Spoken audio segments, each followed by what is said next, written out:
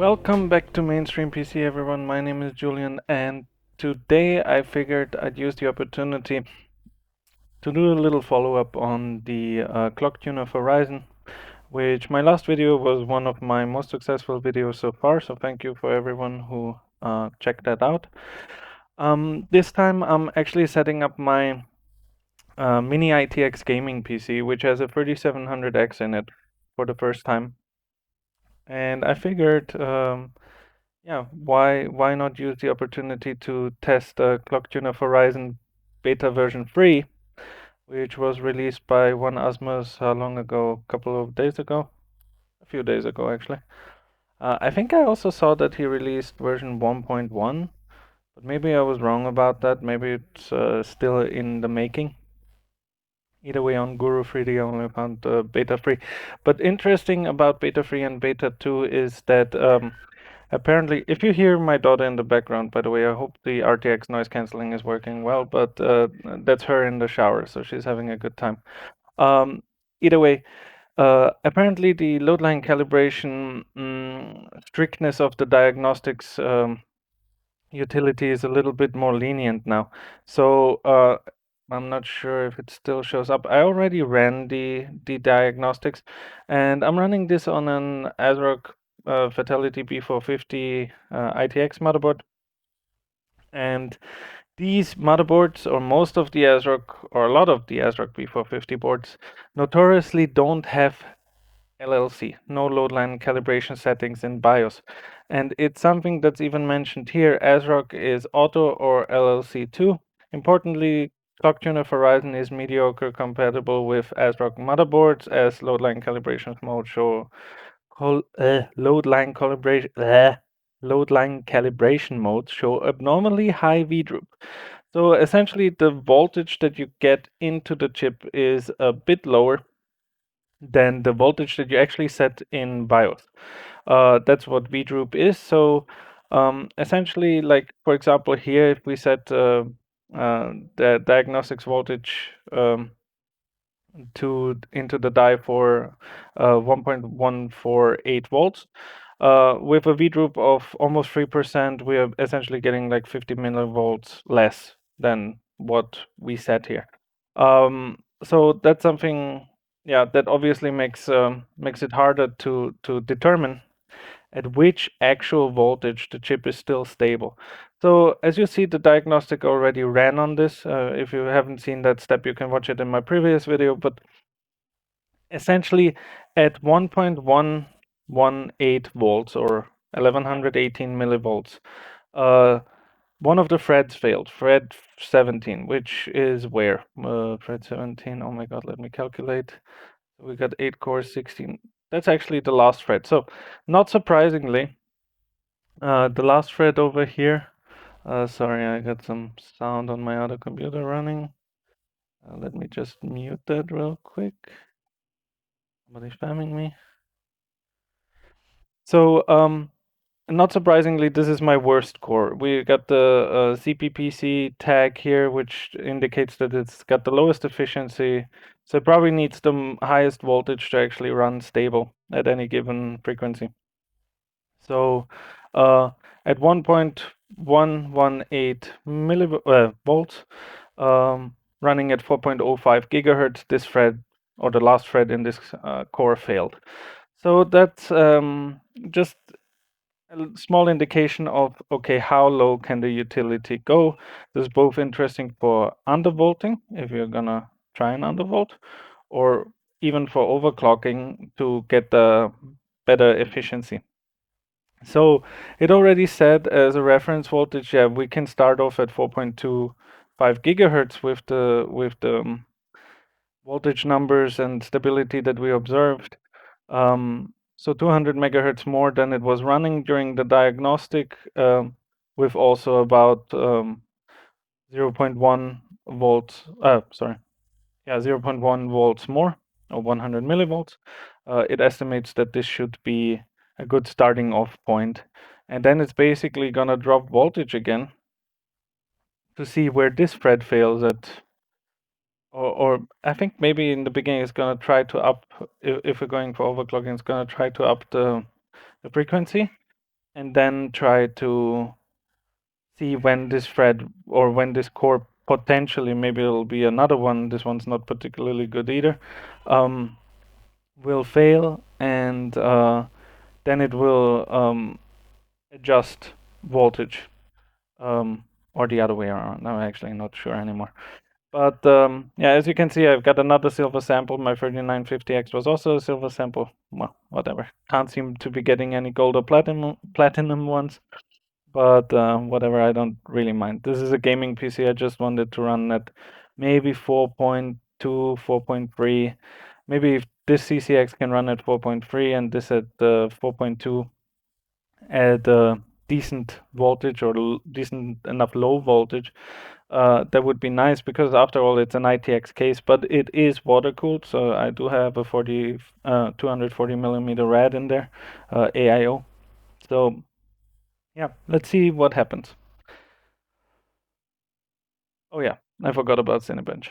So it's gonna run Cinebench for before and after kind of thing. I hope temps will stay in check, but I assume they should, because this PF240 from Silverstone is actually doing pretty fantastic job.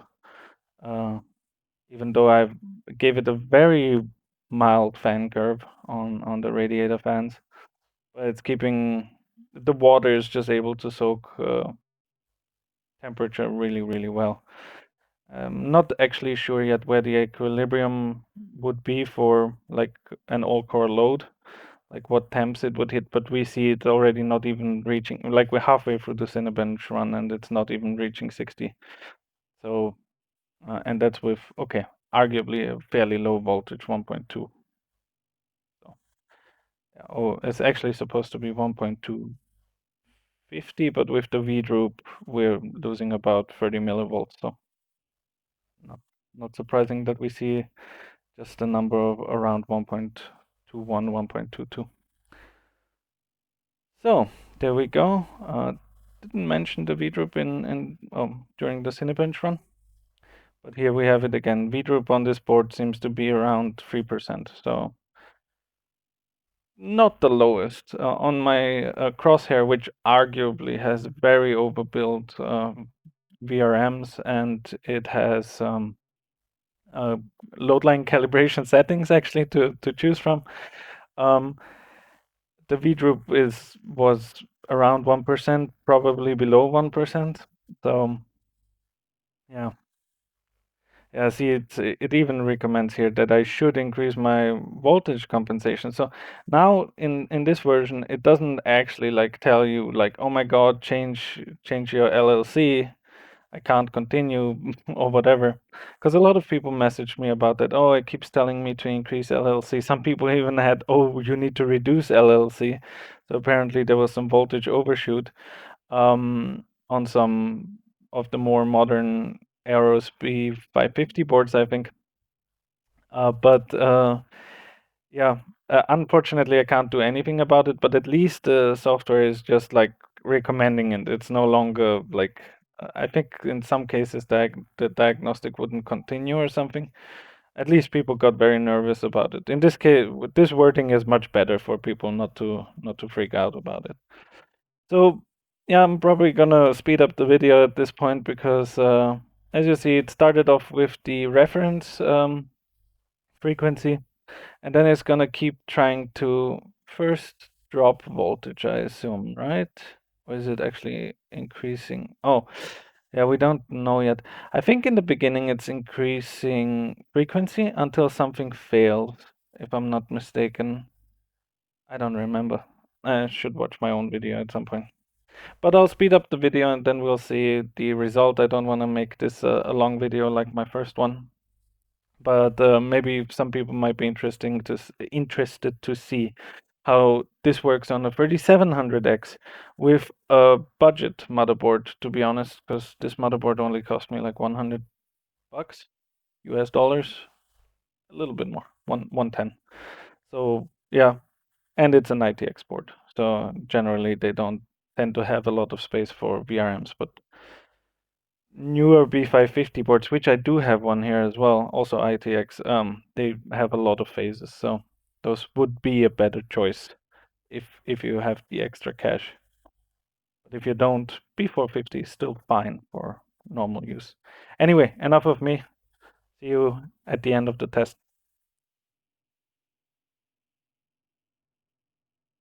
So there we go. We already have a failure in CCX1 already, which is a bit surprising.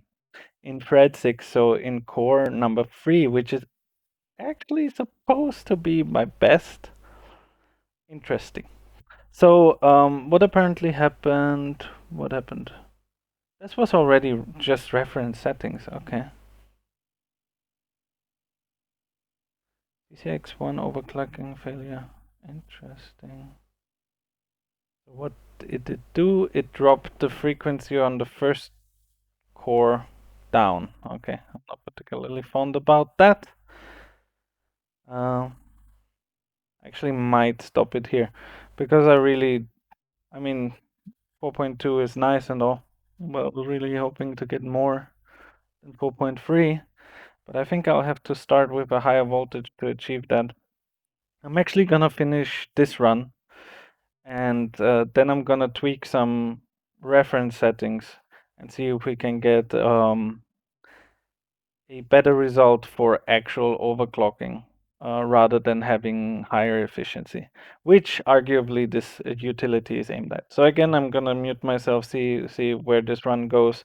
This is very weird. You can see now the first the first CCX, which is supposed to be the better one, is already running at a lower clock speed. So it's kind of weird. Let's see.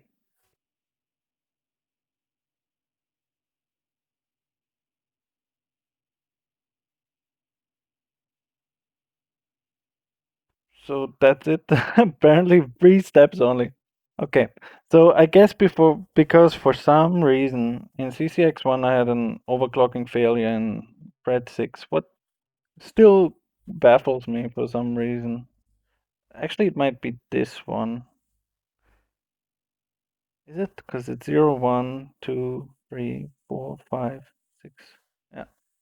So that would make more sense. I'm not sure if it's counting threads 1 to 16 or 0 to 15, but either way.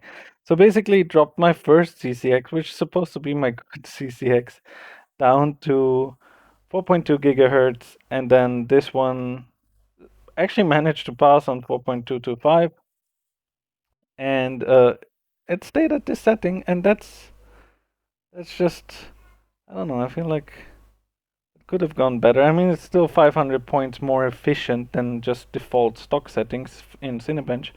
Not quite even 300. Not terrible, but I mean better than a stock 3800X. But this is all core load, right? So we're not talking about gaming performance here because the 3800X with PBO will definitely smash one thread with enough voltage to, oh, damn it, to outperform this overclock for gaming. But let me try to see if we can get a little bit more out of this, because I think we should. So instead of going for pure efficiency, like low voltage, low heat output, low wattage draw, I'm gonna try to actually get better clocks. So I'm gonna use the PPT settings and whatever. That should be fine. I'm not sure how much of the power limit we actually hit, but we will see that in Ryzen Master in a second. So I'm upping the reference voltage to 1.35, which is pretty much maybe 1.4 is about the highest I would feel comfortable with running the CPU at permanently. But 1.35, the Zen 2, even though it's on 7 nanometer, should be able to handle quite well without major degradation. And we're going to reference 4.3 gigahertz. We're going to start off there. That's 100 megahertz below the advertised boost clock of the 3700X. So let's see if we're actually going to have some CCXs running at that or potentially going higher than that. And I'm also going to increase the CCX delta. So if this CCX wants to run at 4.35 and this one wants to run at 4.3, it should be fine. So, and yeah, max frequency 4.6. I don't think we're gonna reach that, at least not without blowing up the temperatures, which I'm gonna leave at 85, which is high. For my, I mean, it's an ITX case, it's well ventilated, it's got a radiator on it. 85 is okay, but I wouldn't want much more than that, and that should really be the limit. So let's see what happens with that. And I'll tune out again and let's see what happens.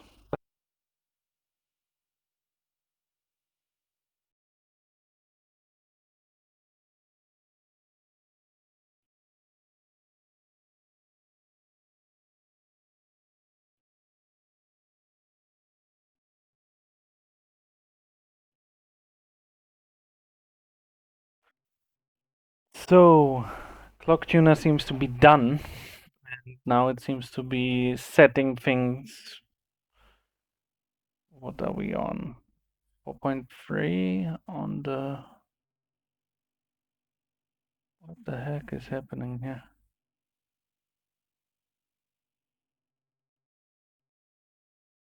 Right. Oh, now we got an error. So Cinebench immediately crashed with these settings. What a pity.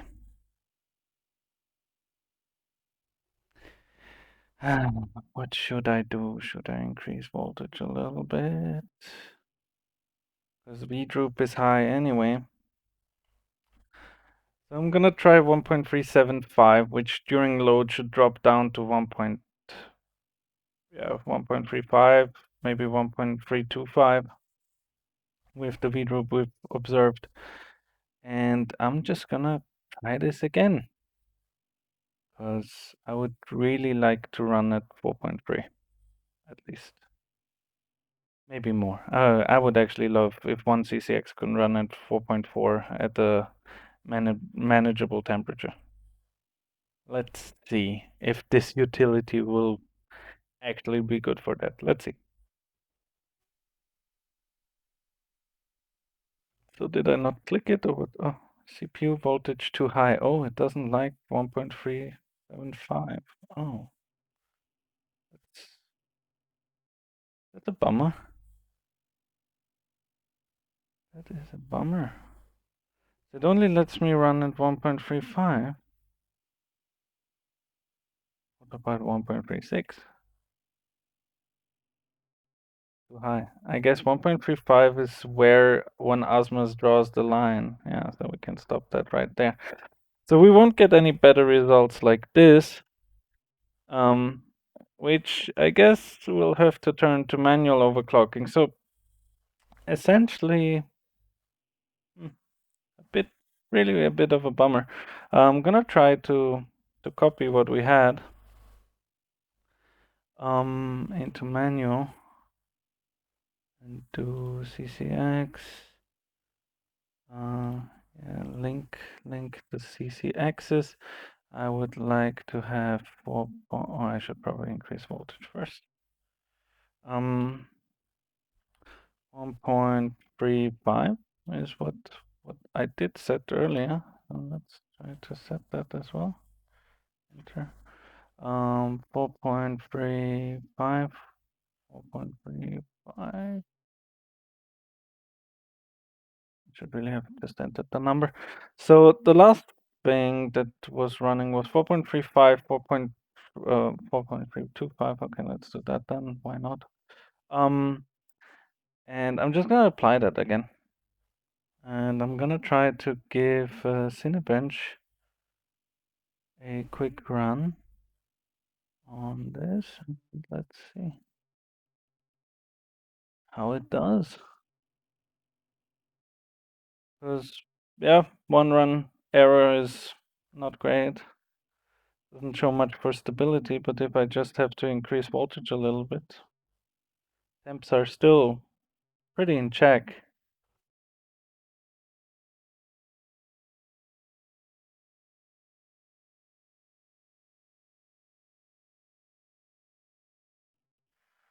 It's running and it's going so far.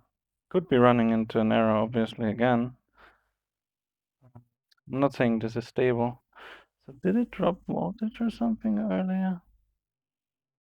1.35 now was set to the same. And then it started Cinebench with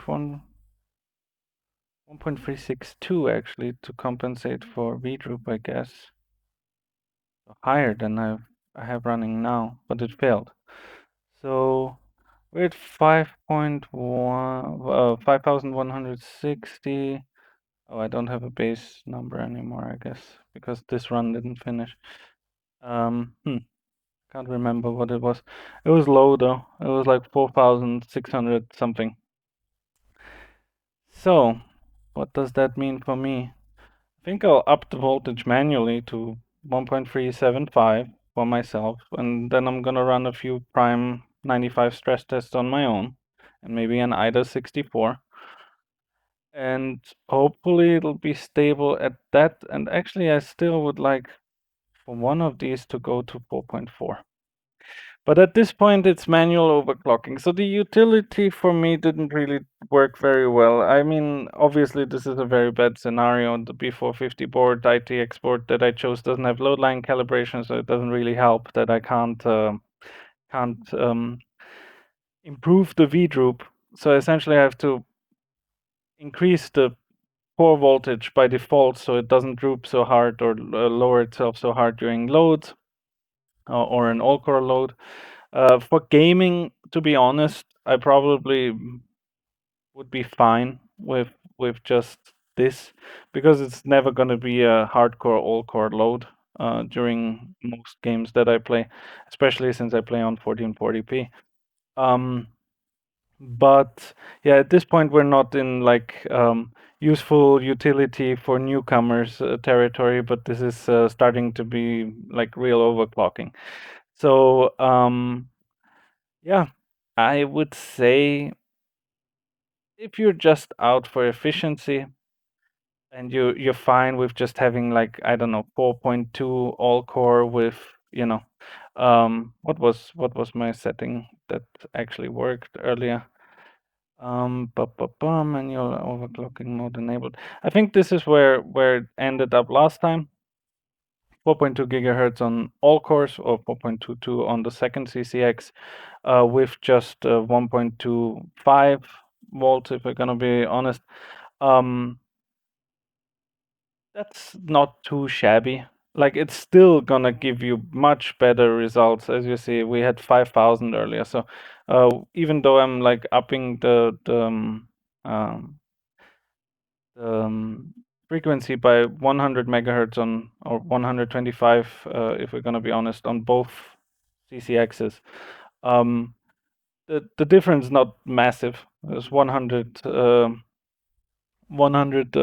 points more in Cinebench R20. But I obviously also I'm running at 100 millivolts more, create a lot more power usage and a lot more heat. So because I already peaked over 70 in this Cinebench run, and this reached 66.3 at most with these settings. So there's always a trade-off. So if for efficiency, this utility is still great. It's still gonna give you better results than just running stock with Precision Boost 2.0 running. But if you actually want to reach certain clock speeds and stuff, you can use it because it's nice that it does the different prime 95 tests for you. So you can just set the reference frequencies. But the problem is you're obviously limited by this reference voltage, so we can't even go above that, which generally I wouldn't recommend to anyone anyway. But for those of you who know what you're doing, yeah, you probably want to go to 1.4 maybe even. And yeah, at that point, this utility loses its usability, but it's giving you a good idea. Interesting. I'm still fascinated by the fact that my CCX1, despite having the better CPPC tags according to Ryzen Master, kept failing first in both runs. So that's it from me. This was Julian with Mainstream PC. I just quickly wanted to revisit the utility since I was already gonna use it just to get an idea about this chip. And I hope it was somewhat helpful to some of you. Again, the better hardware you have, like if you have X470 boards with better VRMs or B550 boards, is definitely going to help you. But in the end of the day, you're also limited by the silicon. So silver sample is what I kept getting in both my 3950X and in my 3700X here. So yeah, they just won't do much lower voltage and still remain or retain a higher clock frequency. So yeah, but the utility itself still useful in my opinion for the layman.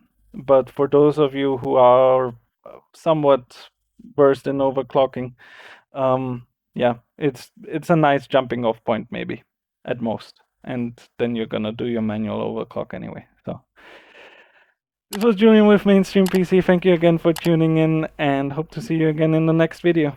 Cheers!